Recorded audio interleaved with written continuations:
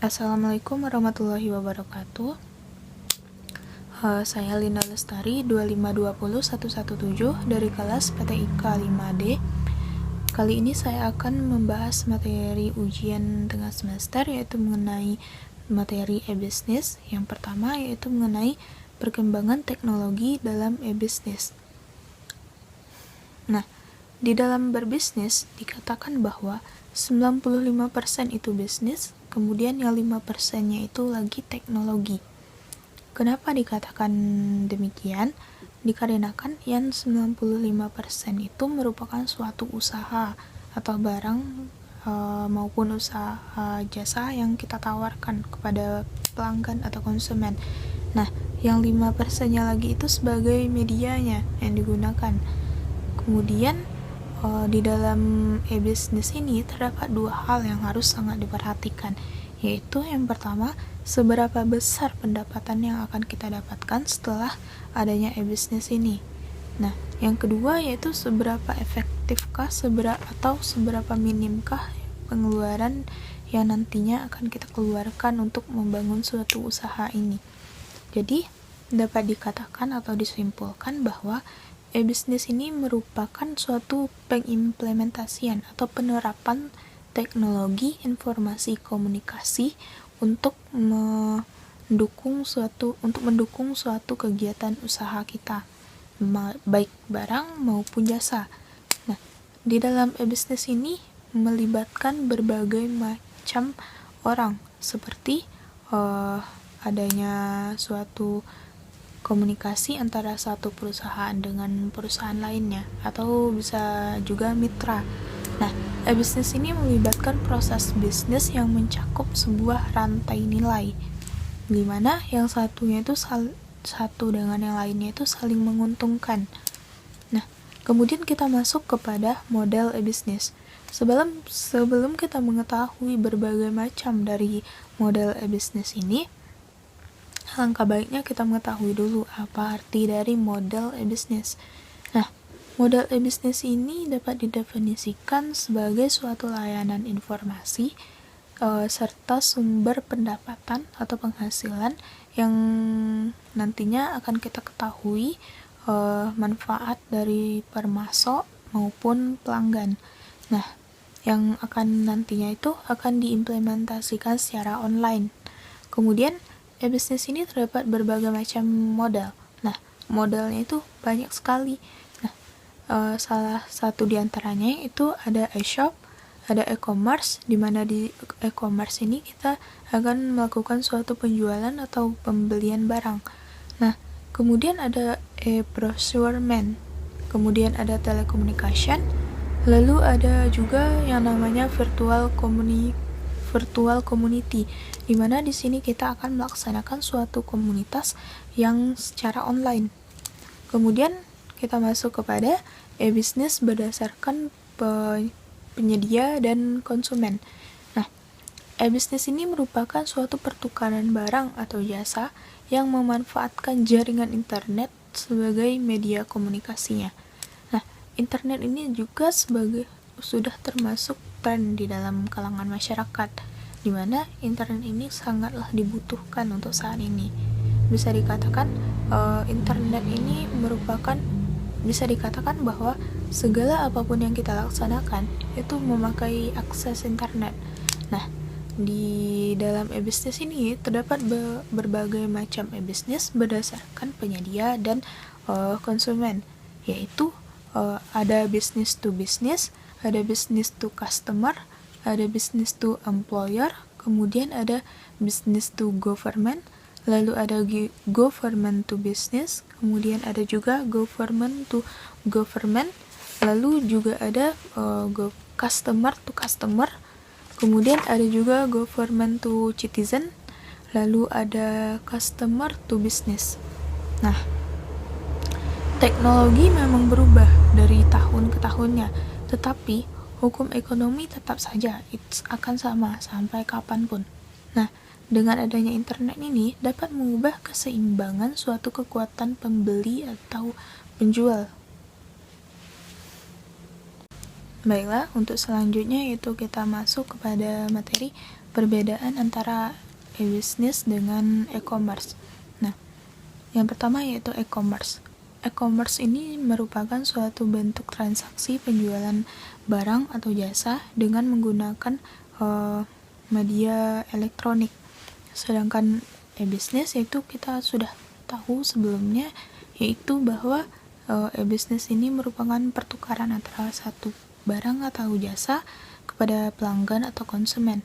Tetapi e-business ini tidak hanya melakukan itu saja, ia juga mengadakan suatu pelayanan kepada konsumen dan juga melakukan suatu kolaborasi antara perusahaan yang satu dengan perusahaan yang lainnya, sehingga terjadilah suatu interaksi yang saling menguntungkan di antara keduanya itu.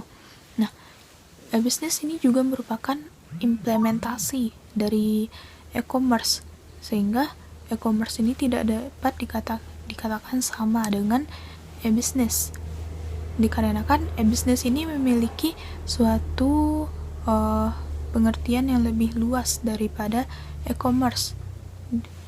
Nah, di dalam e-business ini biasanya itu ada 4 dimensi yang digunakan. Ada dimensi what, ada dimensi who, dimensi where, dan dimensi why. Nah, dimensi what ini yaitu adanya internet. Suatu perusahaan akan menjalin suatu hubungan dengan perusahaan yang satu dengan perusahaan yang lainnya, baik itu sebagai pesaing maupun mitra ataupun pemerintahan. Yang kedua ada dimensi who, di mana di sini yang terlibat di dalam e-business ini merupakan semua pihak yang melakukan bisnis, interaksi dalam suatu bisnis online ini. Nah, pihak-pihak ini biasanya saling keterkaitan antara satu dengan yang lainnya. Yang ketiga yaitu ada dimensi where, di mana semua pihak yang memiliki fasilitas e-business ini atau fasilitas elektronik atau digital dapat mengakses e-business ini kapan saja dan di mana saja. Seperti contohnya itu kita dapat menggunakan telepon maupun web TV. Nah, yang selanjutnya itu atau yang terakhir itu ada dimensi why, di mana di dalam e-business itu terdapat berbagai macam peluang yang dapat kita jadikan sebagai ide baru dalam membuat suatu bisnis. Nah, di sini ada celah bisnis yang nantinya ditawarkan kepada masyarakat, sehingga masyarakat dapat menggunakan bisnis ini untuk keperluannya.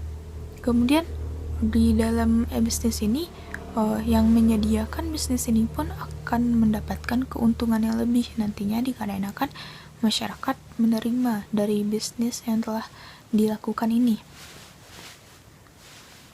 Nah, sekian materi dari perkembangan teknologi e-business.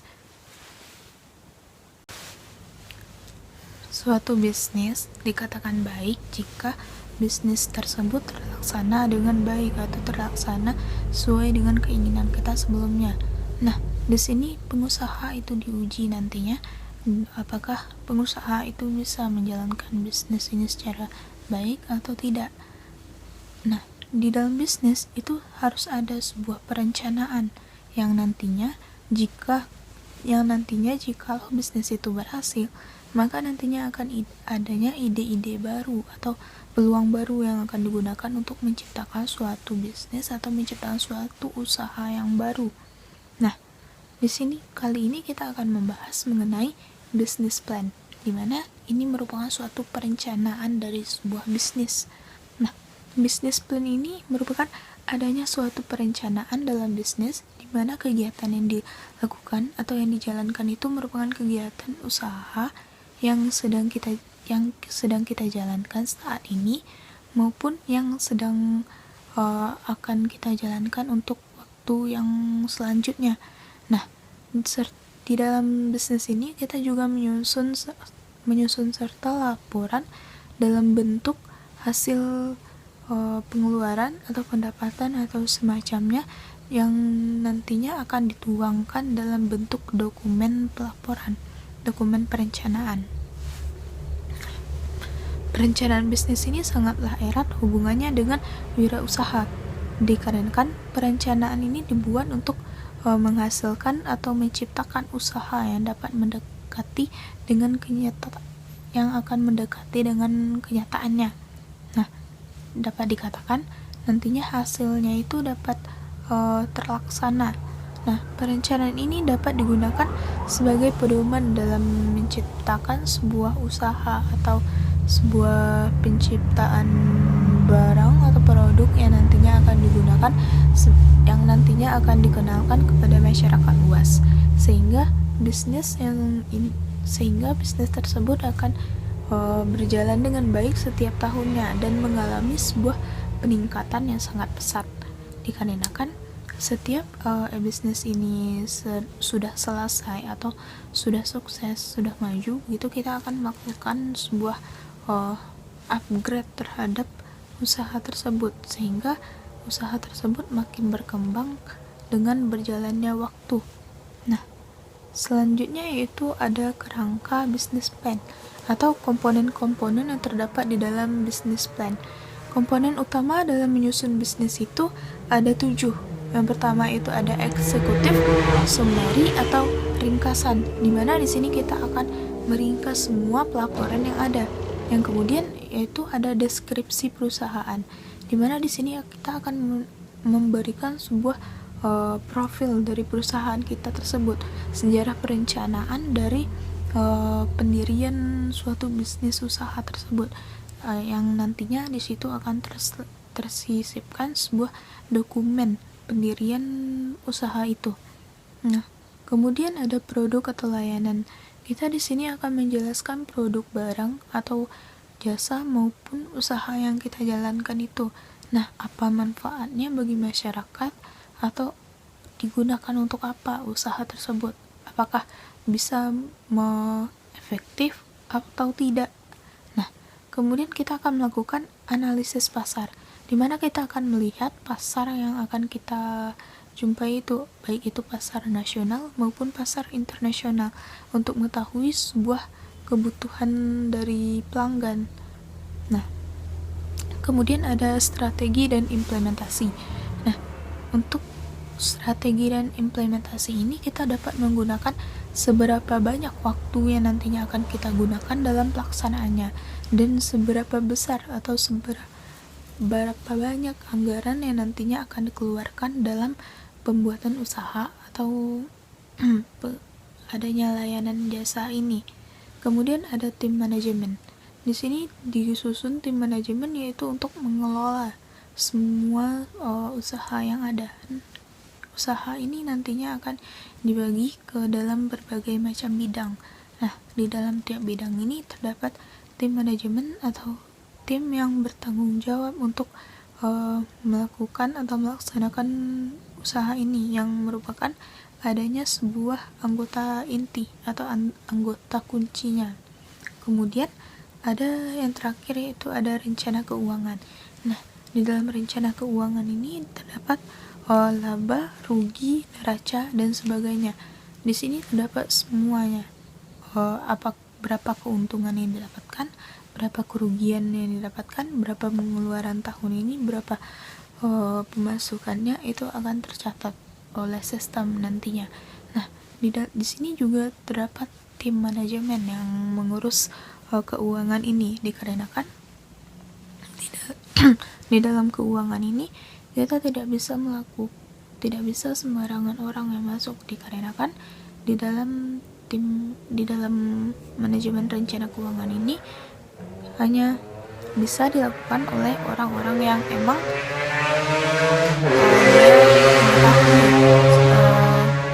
berapa pengeluaran yang dikeluarkan oleh perusahaan tersebut.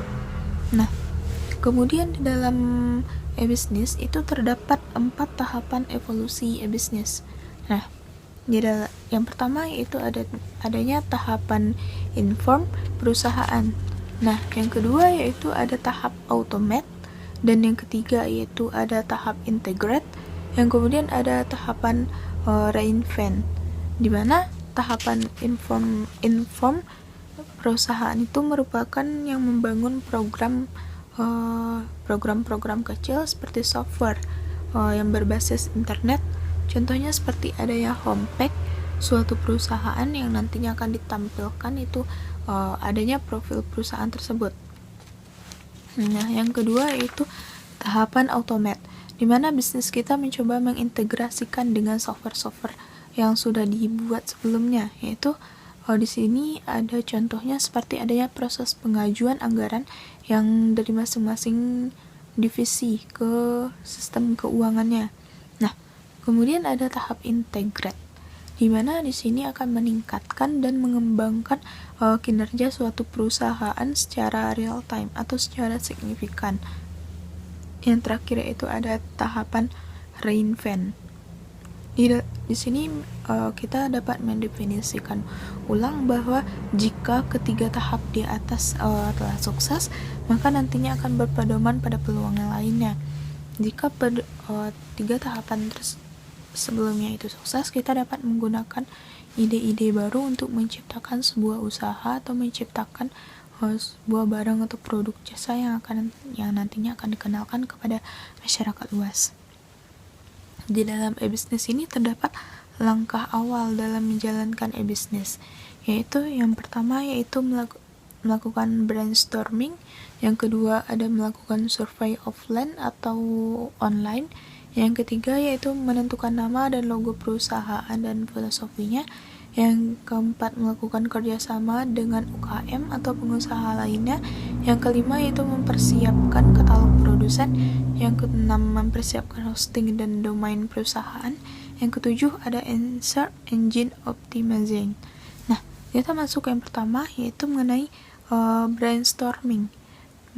Di sini kita mengacu kepada proses menghasilkan ide baru untuk menghasilkan suatu gagasan yang nantinya akan melengkapi bisnis atau usaha yang sebelumnya, yang dapat kita ketahui hambatan atau kritikannya itu apa saja. Nah, yang kedua yaitu melakukan survei offline dan online. Pada survei offline ini biasanya suatu perusahaan akan mengirimkan surat permohonan atau adanya proposal kepada perusahaan lainnya yang nantinya agar tidak terjadi permasalahan. Nah, sedangkan yang untuk survei online ini itu bisa menggunakan suatu website perusahaan yang sejenis dengan tujuan mencari gambaran tentang perusahaan tersebut. Selanjutnya itu menentukan nama dan logo perusahaan dan filosofinya. Nama dan logo di sini termasuk suatu hal yang penting dikarenakan di sini kita akan merupakan identitas dalam suatu perusahaan. Yang keempat itu melakukan kerjasama dengan UKM atau pengusaha lainnya. Dengan menggunakan jasa kerjasama ini kita dapat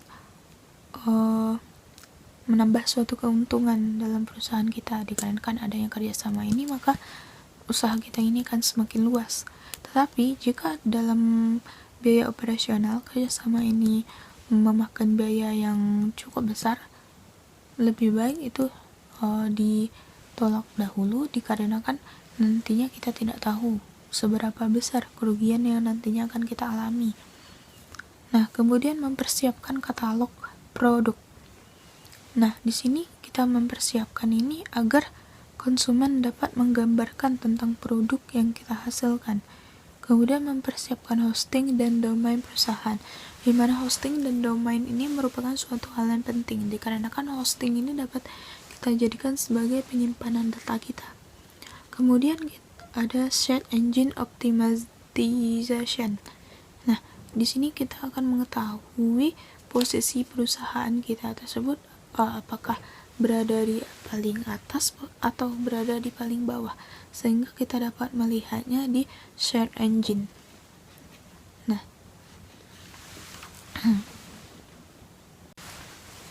di dalam e-business yaitu terdapat beberapa langkah dalam membuat business plan, di mana yang pertama yaitu melakukan evaluasi terhadap lingkungan sekitar. Yang kedua yaitu ada menentukan tujuan terhadap bisnis yang akan kita jalankan. Apakah ada manfaatnya atau ada keefektivitasannya atau tidak. Nah, yang ketiga yaitu mengadakan pengukuran, baik itu modal, sumber daya manusia, dan lain-lain. Untuk selanjutnya yaitu kita masuk kepada macam-macam dari bisnis di internet. Yang pertama yaitu bisnis hosting dan web hosting. Untuk menyebarluaskan suatu barang, produk, atau jasa yang telah kita buat dalam suatu usaha, kita memerlukan sebuah website yang efektif untuk menjangkau pasar nasional maupun pasar internasional. Nah, agar website ini dapat diakses dengan mudah atau efektif secara 24 jam, kita memerlukan sebuah layanan server atau diperlukan server yang terhubung selama 24 jam tersebut. Solusinya kita dapat menggunakan atau menyewa tempat pada perusahaan web hosting. Nah, web hosting ini merupakan suatu bentuk layanan penyewaan yang digunakan sebagai penyimpanan file-file data suatu perusahaan atau suatu file website di mana nantinya data tersebut akan disimpan di web hosting ini secara aman dan dapat diakses kapan saja atau dapat diakses selama 24 jam. Nah, yang kedua yaitu adanya keahlian yang dibutuhkan di dalam bisnis hosting. Nah, bisnis hosting ini pengusahaan terhadap suatu software. Nah, aplikasi web development yang biasa yang digunakan di dalam bisnis ini yaitu seperti contohnya adanya Adobe Photoshop, Corel Draw, ada Adobe Flash, ada Corel Draw, dan lain-lainnya. Nah, ada beberapa tingkatan untuk memulai bisnis web hosting. Yang pertama yaitu ada web domain. Yang pertama yaitu ada web design. Di mana di sini kita tidak perlu mengeluarkan biaya yang banyak. Kita hanya memerlukan suatu keahlian mendesain. Nah, selain itu kita juga membutuhkan beberapa perangkat komputer. Komputer yang nantinya digunakan sebagai alat untuk mendesain. Kemudian kita juga memerlukan koneksi internet. Yang kedua yaitu reseller hosting. Nah, di sini kita bisa menjadi reseller terhadap hosting nantinya. Nah, yang ketiga yaitu ada VPS, di mana VPS ini kepanjangan dari Virtual Private System. Di sini untuk pembelian VPS ini dilengkapi dengan hosting panel.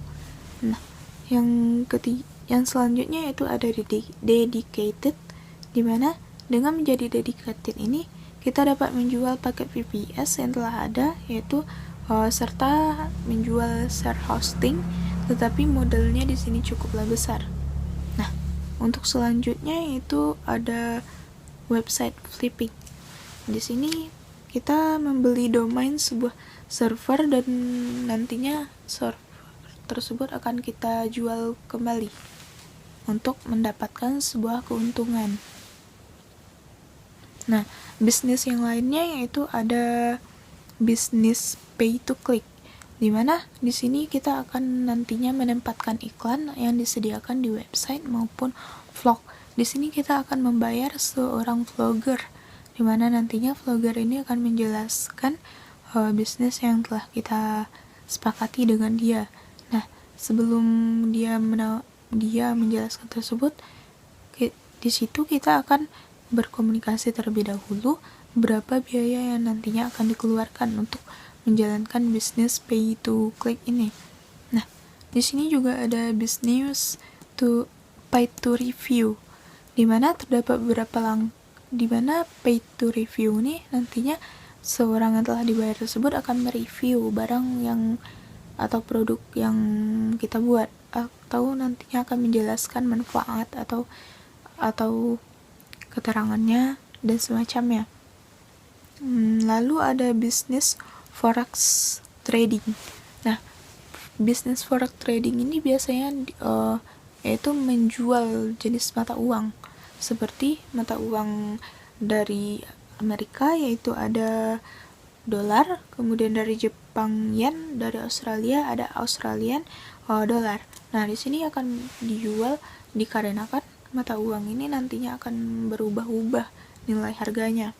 Nah, sebelum itu di dalam flopping website terdapat 4 tipe website yang cocok untuk flipping website, yaitu yang pertama ada niche website, yang kedua ada article directory, yang ketiga ada web form, yang keempat ada membership page sites, yang kelima ada information product key.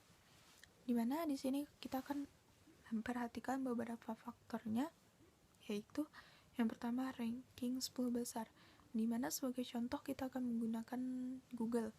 Nah, Google ini sudah dikenal oleh masyarakat luas, sehingga bisnis yang kita jalankan itu dapat diakses secara mudah atau secara efektif. Yang kedua yaitu mempunyai domain yang mengandung keyword. Yang ketiga, mendapatkan real traffic yang bisa dicek secara langsung. Yang keempat yaitu mempunyai konten yang unik. Nah, sekian penjelasan materi saya mengenai e-business. Terlebih terkurang saya mohon maaf. Saya sudahi dengan wabillahi taufiq wal hidayah. Assalamualaikum warahmatullahi wabarakatuh.